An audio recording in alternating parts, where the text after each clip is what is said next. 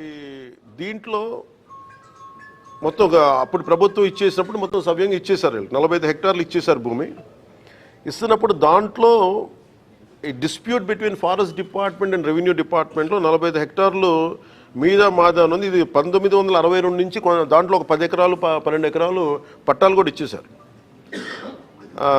అప్పుడు అప్పుడు successive governments అని 1980 దాకా ఇచ్చుకుంటూ వెళ్ళారు. దీంట్లో వైలేషన్ ఉంది లేదు, 45 హెక్టార్లు డిస్ప్యూటెడ్ ఆల్రెడీ వాళ్ళు ఇచ్చేశారు. మన రెవెన్యూ శాఖ ఇచ్చేస్తుంది. మిగిలిన 11 ఎకరాలు 49 సెంట్లు మటుకు రైతుల దగ్గర తీసుకున్నారు. అది ఇది వర్క్ స్టార్ట్ చేసేటప్పుడు ఇది ప్యూర్లీ రెవెన్యూ ల్యాండ్ కింద ఉంది, ఫారెస్ట్ ల్యాండ్ కాదనేది. ఈ పని చేసేటప్పుడు ఇది డిస్ప్యూట్ బయటకు వచ్చింది. అది నేను ఛార్జ్ తీసుకున్నప్పుడు నా దృష్టి, నేను అప్పటి నుంచి దీని మీద మాట్లాడుతూ ఉంటే ఇది నేను మొత్తం పరిశీలించడానికి వచ్చాను ఈ రోజున.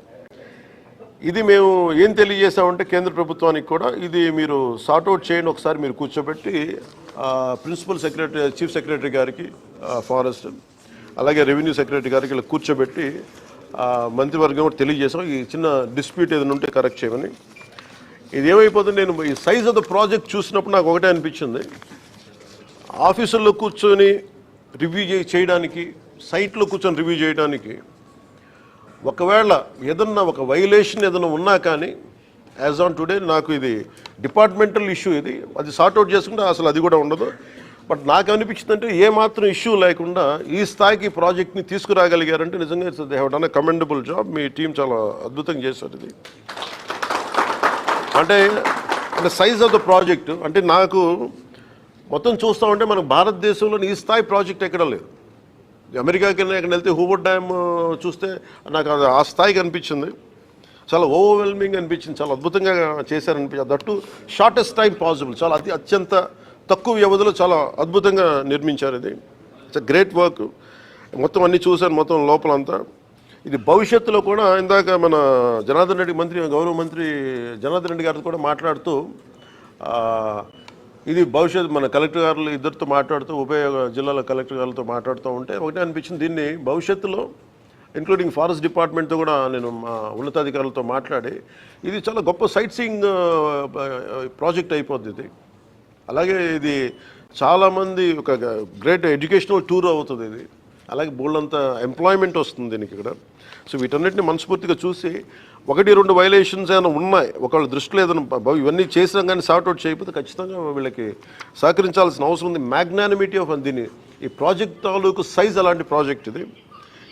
1-2 చిన్న చితక ఏదైనా ఉంటే కనుక దాన్ని ఖచ్చితంగా దాన్ని గవర్నమెంట్ సహకరించి దీన్ని, ఎందుకంటే ఇది మేము తీసుకున్న నిర్ణయం కాదు, ఏమైనా ఉంటే ఇది కేంద్ర ప్రభుత్వం దృష్టిలో పరిధిలో పంపించి మా సైడ్ నుంచి ఇది చీఫ్ సెక్రటరీ గారికి, అది మన ఫారెస్ట్ PCCF గారికి అలాగే కూర్చోబెట్టి దీన్ని పూర్తిగా అసలు చిన్నపాటి ఏమన్నా కరెక్ట్ చేయమని ఈ ప్రాజెక్ట్ మనస్ఫూర్తిగా ముందుకెళ్ళాలి. ఎందుకంటే ఇన్ని 10,000 కోట్లు పెట్టుబడి పెట్టిన తర్వాత దాదాపు ఇంకొక 24 ఇంకొక 14,000 అంతేనా, ఇంకో 12,000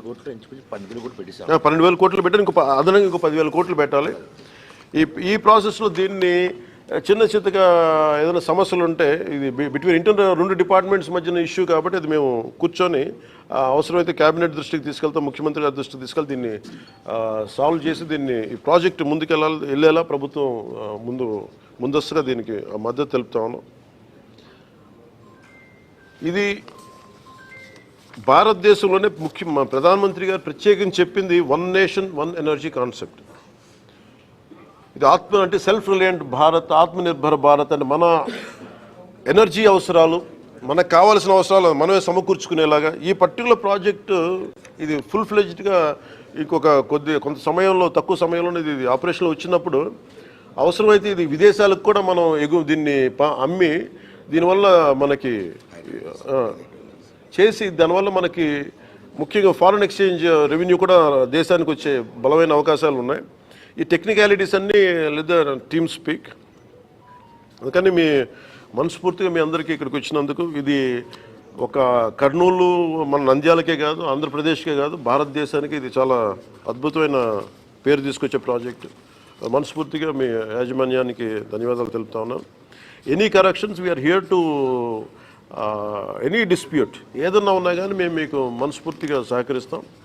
అలాగే దానికి ఏదైనా 1-2 నేను కోరుకునేది కూడా యాజమాన్యానికి కూడా ప్రత్యేకించి మీరు చేస్తున్న ప్రాజెక్ట్స్ ఇక్కడ అంటే మీరు ముఖ్యంగా మీ ఇది కార్పొరేట్ సోషల్ రెస్పాన్సిబిలిటీ కింద మీరు చేస్తున్నామని కానీ ఇక్కడ విలేజెస్ సంబంధించి ముఖ్యంగా ఈ ఆర్గానిక్ ఫార్మింగ్కి ఇక్కడ యువతకు కూడా కొంచెం అవకాశాలు మరింత కల్పించండి. అలాగే మీరు ఇందాక మనం మాట్లాడుకున్నట్టుగా కలెక్టర్ గారు చెప్తా ఉన్నారు, పాలిటెక్నిక్ కానీ ఈ ఐటీఐ స్కిల్ డెవలప్మెంట్ కూడా మీరు ఏదైనా చేయించండి. అలాగే ముఖ్యంగా రైతాంగానికి ప్రత్యేకించి మేడం చెప్తా ఉన్నారు ఇక్కడ ఆవు సంతతి తక్కువ ఉందని చెప్పేసి మీరు కొంత గోకులాల మీద కొంత ఆవులు సంతతి పెంచేలాగా మీరు కొంచెం సహకరించిన స్థానిక గ్రామాలన్నింటికీ కూడా. I think that one request I have. అలాగే మీరు పిల్లలకు కూడా స్కూల్ పిల్లలకు కూడా కొంచెం అదనంగా మీరు అంటే ఇదేది మేము మిమ్మల్ని రిక్వెస్ట్ చేసేది తప్ప అంటే మీరు ఇష్టంతో చేయాలి తప్ప ఇది మేము బలవంతంగా చేయించేది కాదు. And we request you more అంటే ఎందుకంటే మీరు ఫస్ట్ ఆఫ్ ఇట్స్ కైండ్. ఎందుకంటే ఇట్లాంటి ప్రాజెక్టు అంటే రాళ్ళు రప్పల్లో అంటే మీరు చూడండి ఒక వ్యక్తి ఏదో పని మీద వెళ్తా కూర్చోబెట్టి హెలికాప్టర్ రాళ్ళు రప్పల్లో ఆయన ఒక 10,000 మందికి ఉద్యోగం చూడగలిగాడు. ఒక 40,000 మందికి ఈ రోజు చూస్తే నాకు చాలా ఆశ్చర్యం వేసింది. ఎక్కడో అసలు దారి కూడా లేదు, హెలికాప్టర్ అసలు దారి ఏం కనిపించలేదు. కానీ 40,000 మందికి దాదాపు భవిష్యత్తులో ఇంకొక 10,000 మందికి డైరెక్ట్ ఉపాధి కల్పించడం, ఇవన్నీ రాళ్లలో రప్పల్లో ఇంత ఉపాధి అవకాశాలు చూసినందుకు మనస్ఫూర్తిగా గ్రీన్కో కంపెనీ యాజమాన్యానికి మనస్ఫూర్తిగా నా ధన్యవాదాలు హోల్ హార్టెడ్లీ. అంటే ఈ ప్రాజెక్ట్ నేను ఇందాక అడిగింది ఏంటంటే అందరినీ మా పేషెంట్ కూడా అడిగింది అసలు ఈ ప్రాజెక్టు దీన్ని ఏం చేస్తే ప్రాజెక్ట్ నాకు అర్థమయ్యే మామూలు భాషలో చెప్పండి. నాకు ఈ మెగావాట్లు గిగావాట్లు నాకు ఎన్ని కొంచెం అర్థం కావడం కొంచెం ఇబ్బందిగా ఉంటుంది. అంటే నేను ఒక ఇంట్లో కూర్చొని నేను లైట్లు వేసుకుంటే నాకు ఎన్నింట్లో లైట్లు వెలుగుతాయని అడిగితే 43 లక్షల ఇళ్లల్లో ఒక 200 యూనిట్లు చొప్పున రోజుకి వాడుకుంటే 43 లక్షల ఇళ్ళకి ఈ ప్రాజెక్టు డైరెక్ట్ పవర్ ఇవ్వగలదు. నెలకి 200 యూనిట్లు. అలాగే అగ్రికల్చర్ లోడు రాష్ట్రంలో 50% అగ్రికల్చర్ లోడుని ఈ ప్రాజెక్టు తీర్చగలదు. అంటే ఆంధ్రప్రదేశ్ తాలూకు ఎనర్జీ అవసరాలని 3వ వంతుని ఈ ప్రాజెక్టు అంత సత్తా ఉన్న project.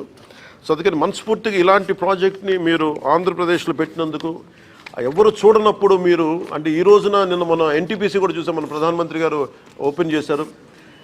More than government agencies కంటే ముందే వీటన్నిటికంటే ముందు ఆయన ఒక విజన్ తోటి చూశారు. అది మనస్ఫూర్తిగా చలమశెట్టి అనిల్ గారికి మనస్ఫూర్తిగా నా ధన్యవాదాలు తెలియజేసుకుంటాం. అలాగే సంపూర్ణంగా మేము ఏదైనా ఇష్యూ ఉంటే ఫర్దర్గా మా డిఎఫ్ఓ గారు కూడా ఇక్కడే ఉన్నారు, నా దృష్టికి ఆవిడే తీసుకొచ్చారు. ఇది కొంచెం పారదర్శకంగా we're here to encourage. At the same time any corrections ఉంటే మీరు ఏదైనా కొంచెం పెద్ద మనసుతో కొంచెం సహకరించండి, మేము కూడా అలాగే సహకరిస్తామని తెలియజేసుకుంటాం. థ్యాంక్ యూ అండ్ జై హింద్.